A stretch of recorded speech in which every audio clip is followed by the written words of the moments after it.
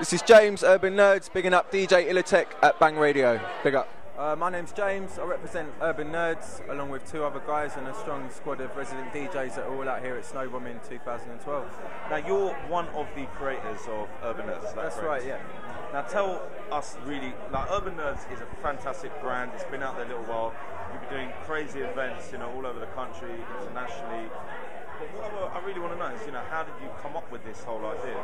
Because it is very current, it's very cool, it's very trendy, and your imagery and all that, I think is really, really out there. And just, how did it all start? We started up in 2007 actually. We're celebrating our 5th birthday this year. Yeah. And we sort of all came together through various friends and whatnot in London. I'd already lived in London myself. We used to go out in Shoreditch in the Brick Lane area. And I guess we were kind of sick of going to nights, aside from the handful such as Forward Rinse, etc., of just going to nights in the area that were becoming more and more about trend and fashion and going out rather than about music. Shoreditch is very like that, isn't it? It is like that. Because Shoreditch, you'll read about it in like the Telegraph or something, like trendy area.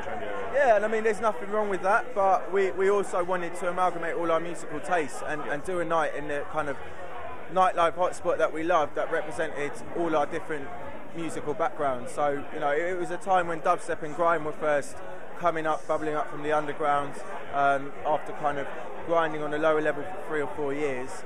And we wanted to include that, but we also didn't see any problem with including things like hip hop, reggae, even elements of house and electro.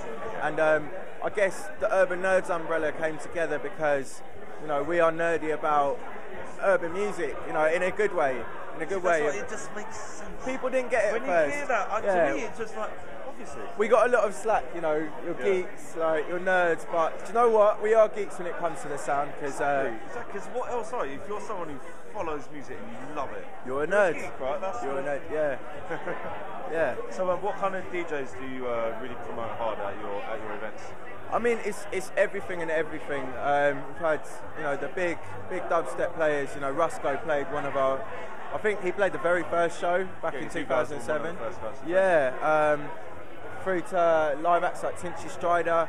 I think before he blew up, he did Room 3 at Fabric with us back in 2008. Miss Dynamite. Through to more bassy end of Jack Beats, Toddler T. Yeah. Very underground roots level DJs, and then we got a resident squad, Ratter's close one, and of late Marcus Nasty as well, who's a great new addition to the team. Now, do you guys sit around? I imagine you sitting around in an office, and you have this kind of big round table, and you just sit there and argue about what the lineup's going to be. Because there's only so many 8-hour night or whatever. Yeah. There's only so many DJs that you can fit in. Yeah. Who has the final say? Is it you, James? We all have a say. We've all got different areas, and we do argue a lot in a positive way. Mark, he is a big grime fan. Romper is a big dub and reggae fan. I like house music, and I also like the more diverse kind of UK-based spectrum. And we kind of amalgamate all of that into a melting pot and try and reflect that in the night. So, everyone argues for an act, and then eventually we kind of find something that works together. And we get Urban Nerds at the end of it. So, now, what do you think your top achievement has been so far? What's been like the pinnacle for Urban Nerds? I mean, it changes all the time. Every year there's something more exciting. The first time we did a room at Fabric, that was a big deal for us. Yeah. For me personally, that was my first true clubbing experience, and it's still for me the home of the music that we love. I think every London raver, Fabric's got a special place. Yeah, like you cut your teeth at Fabric, and for me it was going to see Hype or Andy C for the first time. And even actually Tim Westwood, I think when I was much younger and I was still listening to a lot of hip hop, to see someone like that play that music on that system was a big moment for me, because only ever heard it on the radio or seen it on internet, and to go and hear it on that bone shaking kind of system in Fabric was a big deal. So that was a great moment. And then actually Snowbombing, not just because we're here, was a really big achievement for us. Now, how did you get connected with Snowbombing? Mark used to come to Snowbombing a lot, used to work with the guys here, and then came on board with Urban Nerds, and it wasn't a case of just like handing it to us on a plate. We really had to fight for it. It took a couple of years of talking about it and working out what venue we were going to do, and we came for the first time 4 years ago, and have been building up the party ever since. Kind of having a bit of a bigger impact each time. And yeah. What's been your best snowboard? Now, have you been hitting the slopes, skiing, snowboarding? I'm ashamed to say I haven't.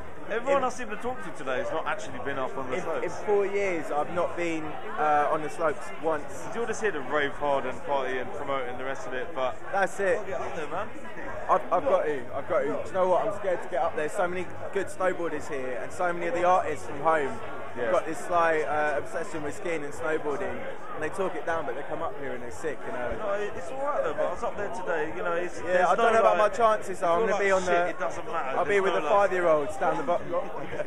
That's the way to do it. Yeah. That's the way to do it. Now, what is you know, you've obviously started up a brand. You started doing the promoting thing. You know, tell us about the struggle that you had at the start, because anyone who's done any promoting knows that, you know, it's one thing promoting a night, it's another thing creating a brand. Yeah. And those are two really different things. And that's why I think Urban Nerds have really done a great thing. I think you, it's really hard to turn the brand into a lasting brand and into a business, especially in promotion. Yeah. You have to have a grasp of the figures, even though the party should never be led by the money or the figures, because if you lead through that, well, you'll never get anywhere. It has to be about the music at heart, and then applying that later on. But it's just consistency, outlining exactly what you want from your brand, and creating an identity at the beginning and sticking with that, and not compromising on what you do, and being selective with what you do. More often than not, it's harder to say no than it is to say yes to doing something. And quite a lot of the time, you know, we've argued about whether or not we should do something, and said, no, you know what, that'd be great, that'd be wicked, but it's not right for the brand. So it's just honing that identity, and then just like simple branding, like getting the stickers out there, keeping consistency with the flyers. You know, a lot of credit from the start has to go to our graphic designer. I was saying to your brother that the design of Urban Nerds is really cool. Yeah. Really, it's just like, it's an image with six in your mind. You've got the kind of it's kind of like a skeleton head with you know, with a bandana and that. And as soon as I saw that the first time a few years ago on a flyer, I was like, just that image just signifies something I want to be at. That's down to Anthony Black. You know, he deserves a lot of credit for creating that. I think he came up with that in a week of the brief. You know, when the first night started as just a little party for mates, and you know, he smashed it there and then. We knew. Such a difference. You could have just done it just like text.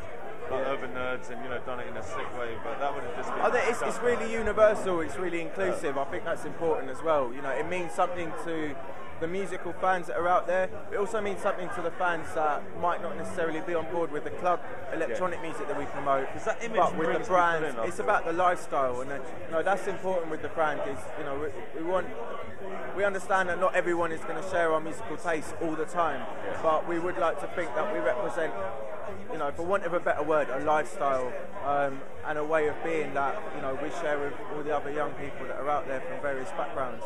So you've been out here, what is it, a few days or? 3 days now. It seems like a week already. Yeah, it's Wednesday today. You've been out here since Monday. Monday, yeah. Now, what's kind of the craziest stuff that you've seen so far? Ooh. And what's the best, like, have you been going out to the club, seeing DJs performing? I've been out every night. I saw actually Heidi on Tuesday night, big house DJ, you know, a real DJ's DJ. You know, it's obviously not the music that's at the forefront of what we do, but a lot of respect for any DJ that can command a room like she did. Also the Numbers guys, it's always great to see them, see Jack Master. Had Artwork special guesting on that party, that was brilliant.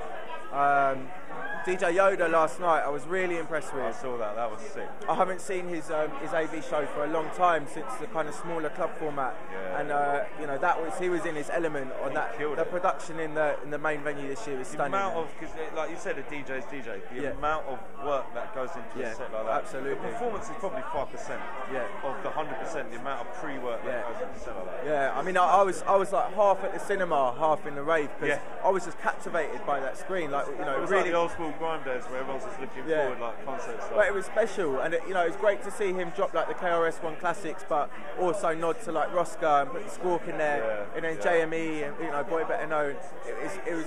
I was surprised to see him tie in all those elements. I was surprised when I saw that JME clip. I was surprised. I thought, see someone who's got such a following now and playing festivals on such a big level still nods to kind of the Rinse sound and the London sound is great. So it's pretty cool.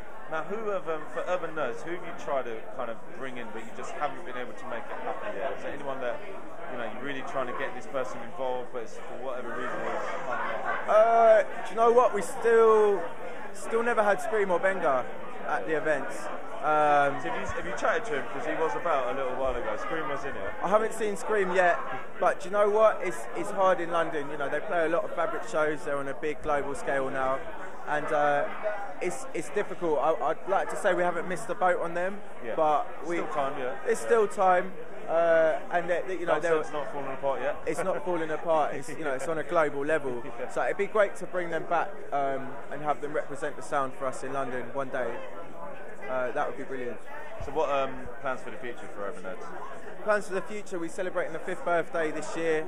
We've got a big night at the Scala in King's Cross on Saturday the 26th of May, and that's going to be a nod to the sounds that we started with in 2007, so it's going to be very grimy. We're actually dropping the lineup as soon as we get back to London next week.